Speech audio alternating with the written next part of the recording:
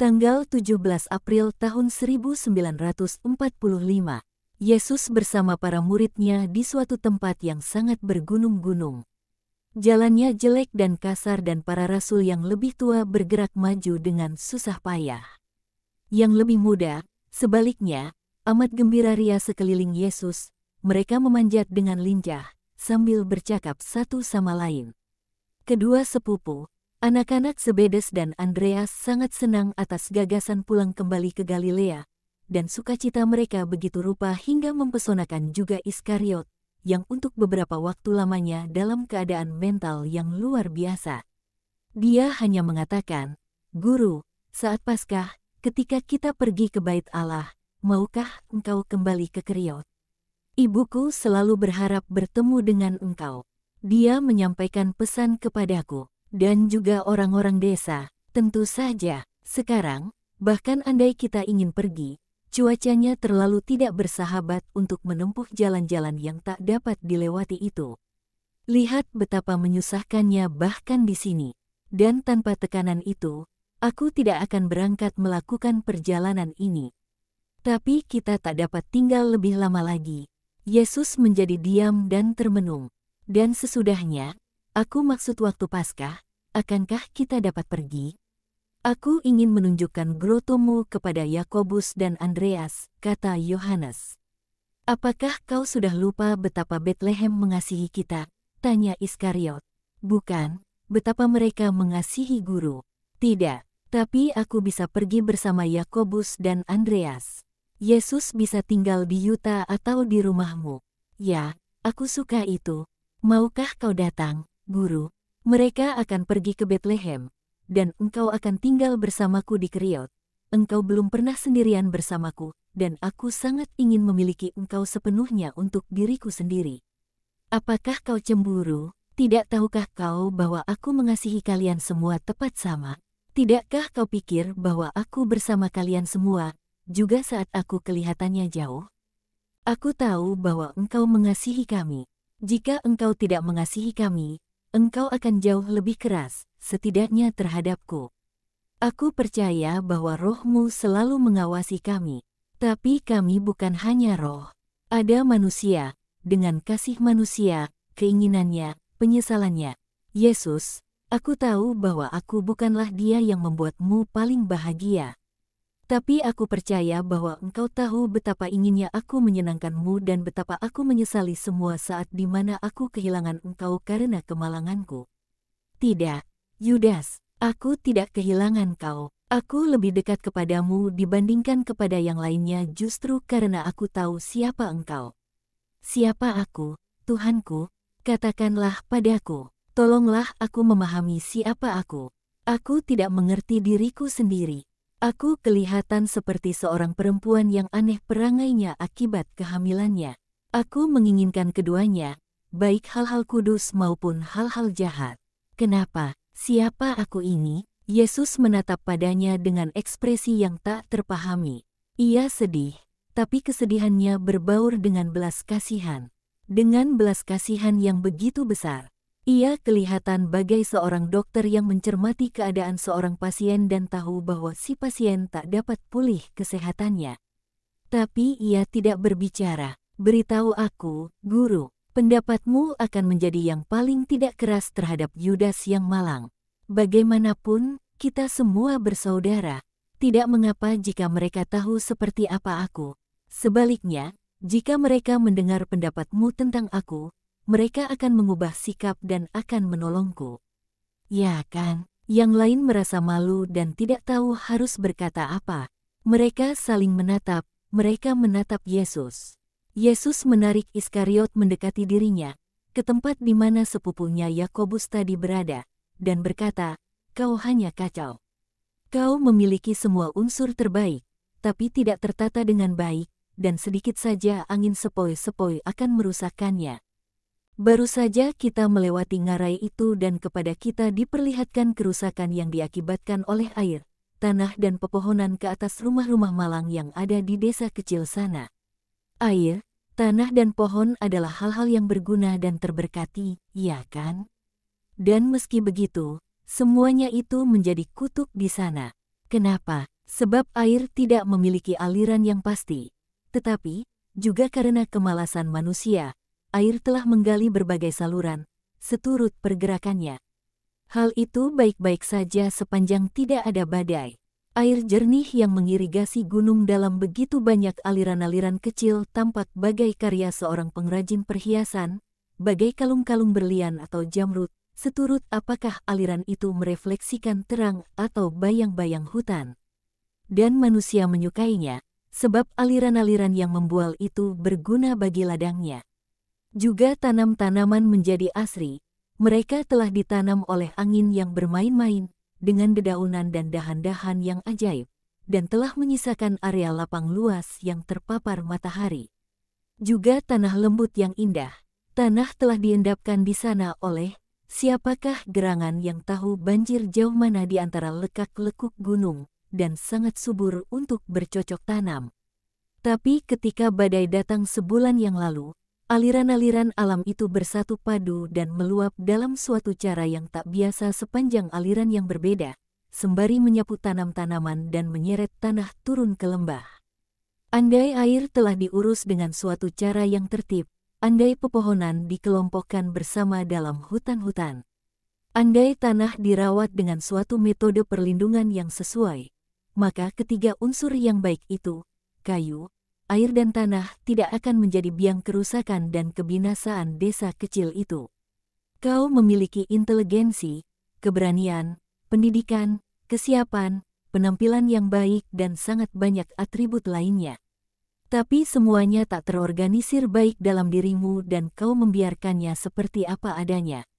Dengar, kau harus bekerja dengan sabar dan tekun guna menata kualitas-kualitasmu itu agar tertata rapi dan juga kuat, supaya ketika badai pencobaan datang, yang baik dalam dirimu tidak menjadi yang jahat bagi dirimu sendiri dan bagi yang lainnya.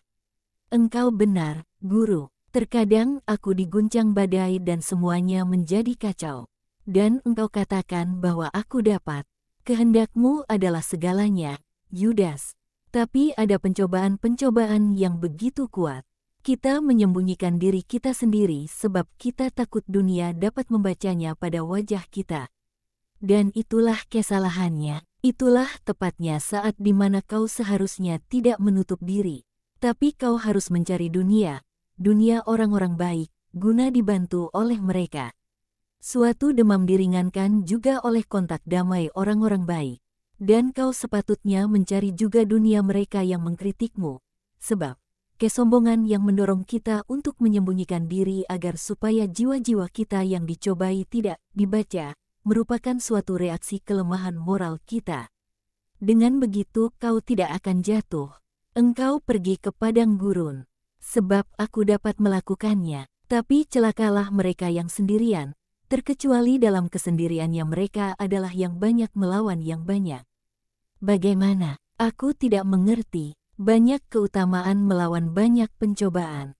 Ketika keutamaan melemah, orang harus berlaku seperti tanaman ivy ini, bertaut pada cabang-cabang pepohonan yang kokoh, untuk memanjat. Terima kasih, Guru. Aku akan bertaut padamu dan pada rekan-rekanku. Tapi kalian semua haruslah menolongku. Kalian semua lebih baik dari aku. Adalah kejujuran sederhana yang mengelilingi tempat di mana kami dibesarkan. Itu lebih baik, sobatku.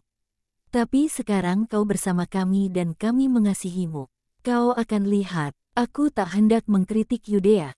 Tapi percayalah padaku, di Galilea, setidaknya di desa-desa kami, ada lebih sedikit kekayaan dan lebih sedikit kerusakan.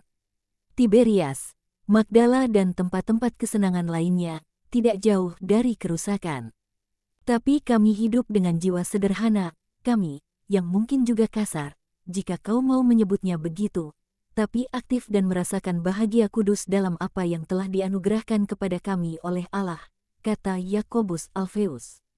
Tapi, tidak tahukah kau, Yakobus, bahwa ibunda Yudas adalah seorang kudus? Kebaikannya tersirat di seluruh wajahnya. Yohanes berkeberatan. Yudas Keriot tersenyum bahagia atas pujian itu. Dan dia tersenyum bahkan terlebih lebar ketika Yesus menegaskan, "Kau benar, Yohanes. Dia adalah seorang makhluk kudus." Adalah mimpi ayahku untuk menjadikanku seorang besar dunia dan dia merenggutku terlalu dini dan terlalu jauh dari ibuku. Apakah yang harus kalian bicarakan hingga kalian selalu berbicara? Tanya Petrus dari kejauhan. Stop, tunggu kami. Tidaklah adil bahwa kalian maju seperti itu tanpa memikirkan bahwa kaki-kakiku ini pendek. Mereka pun berhenti hingga kelompok yang lain menggabungkan diri. Perahu kecilku, betapa aku mencintaimu. Aku harus bekerja di sini seperti seorang budak.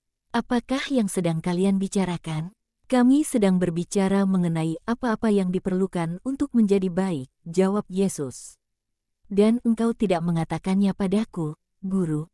Tentu saja, keteraturan, kesabaran, ketekunan, kerendahan hati, cinta kasih, sudah aku katakan pada kalian berulang kali. Tidak mengenai keteraturan, apa hubungannya? Ketidakteraturan tidak pernah merupakan kualitas yang baik. Aku baru saja menjelaskan itu kepada rekan-rekanmu. Mereka akan mengatakannya kepadamu, dan aku menyebutkannya pertama, sementara aku menyebutkan cinta kasih terakhir, sebab keduanya adalah dua ekstremitas dari garis lurus kesempurnaan. Sekarang, kau tahu bahwa suatu garis lurus pada bidang datar tidak punya awal maupun akhir. Masing-masing ekstremitasnya dapat menjadi entah awal atau akhir, sementara dalam kasus spiral, atau bentuk lain yang tidak tertutup, selalu ada suatu awal dan suatu akhir. Kekudusan adalah linier, sederhana, sempurna dan memiliki dua ekstremitas, seperti suatu garis lurus. Mudah saja menggambar sebuah garis lurus. Apa kau pikir begitu? Kau salah. Dalam suatu gambar, bahkan meski suatu gambar yang rumit, beberapa cacat mungkin tidak terlihat.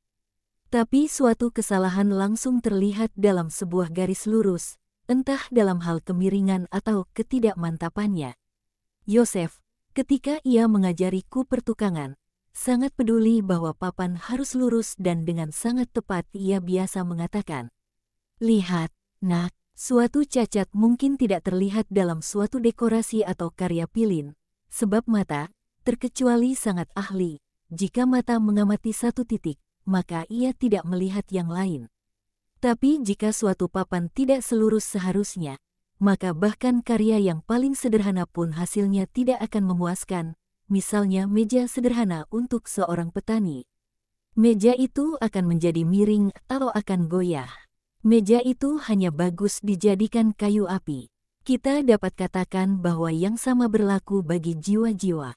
Jika kita tidak ingin menjadi baik hanya untuk api abadi, yakni, jika kita ingin mendapatkan surga, kita haruslah sempurna seperti papan yang rata dan berbentuk sempurna.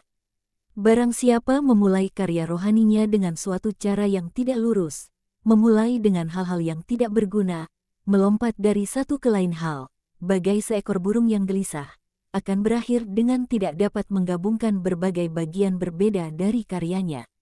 Bagian-bagian itu tidak akan pas. Karenanya, keteraturan dan cinta kasih. Jadi, bertaut erat pada kedua ekstremitas itu sebagai dua keutamaan. Agar keduanya jangan goyah, kalian dapat mengerjakan semua sisanya, dekorasi atau ukiran, apapun juga. Mengertikah kalian? Ya, aku mengerti. Petrus mencerna pelajarannya dalam keheningan dan sekonyong-konyong menyimpulkan, jadi saudaraku itu lebih pintar dari aku. Dia sungguh teratur. Selangkah demi selangkah, tenang dan diam. Dia kelihatan tidak bergerak. Sebaliknya, aku ingin melakukan banyak hal dengan cepat. Dan aku tidak menghasilkan apa-apa. Siapakah yang akan menolongku? Kehendak baikmu. Janganlah khawatir, Petrus. Kau melakukan hal-hal baik juga. Kau membuat dirimu berguna. Bagaimana dengan aku? Kau juga, Filipus. Dan bagaimana dengan aku? Aku kelihatannya tidak cakap dalam hal apapun. Tidak, Thomas, kau bekerja juga. Kalian semua bekerja. Kalian adalah pohon-pohon liar.